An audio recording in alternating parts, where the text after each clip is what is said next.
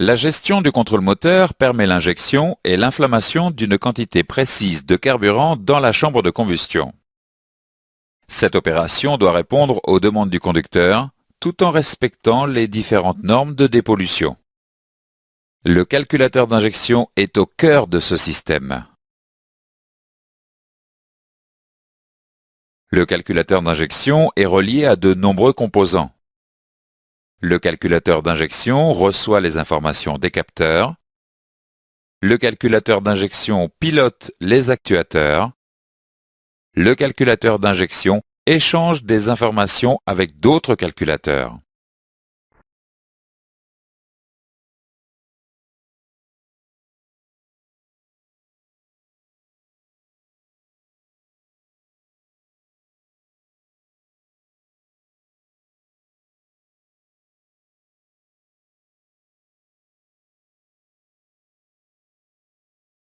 Nous allons voir le fonctionnement d'un calculateur en prenant l'exemple de la gestion centralisée de la température d'eau. Le capteur de température d'eau transforme l'information température en une grandeur électrique. Le calculateur reçoit cette grandeur électrique et la transforme à nouveau en température.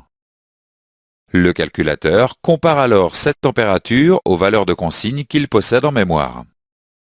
Si la température dépasse la valeur de consigne, alors le calculateur actionne le groupe motoventilateur de refroidissement.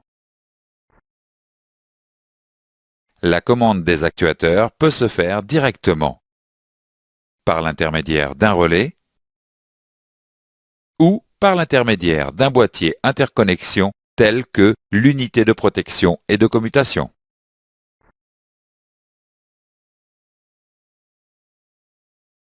Le calculateur d'injection est capable de diagnostiquer des défauts électriques sur les circuits des composants qui lui sont attachés. Dans le cas d'un défaut, le calculateur allume différents voyants d'alerte selon la gravité du défaut.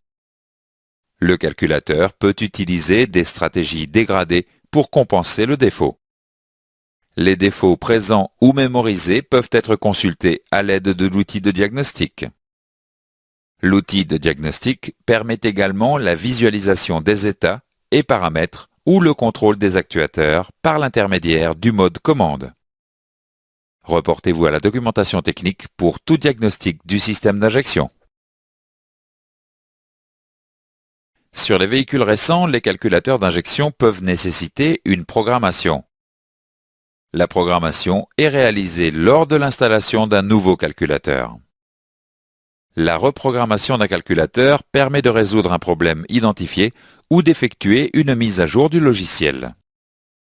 D'autre part, lors de l'installation d'un calculateur neuf, il est nécessaire d'effectuer un certain nombre d'apprentissages, tels que l'apprentissage du code antidémarrage. L'apprentissage du code antidémarrage étant définitif, il est interdit de réaliser des essais avec des calculateurs d'injection empruntés au magasin et devant être restitués.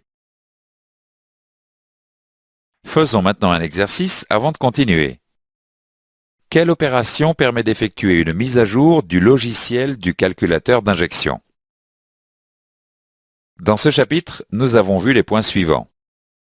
La gestion du contrôle moteur permet l'injection et l'inflammation d'une quantité précise de carburant dans la chambre de combustion. Le calculateur d'injection reçoit les informations des capteurs, pilote les actuateurs et échange des informations avec d'autres calculateurs.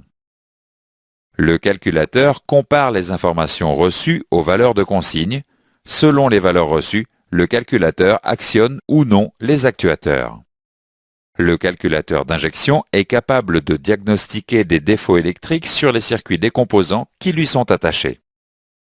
Sur les véhicules récents, les calculateurs d'injection peuvent nécessiter une programmation ou une reprogrammation.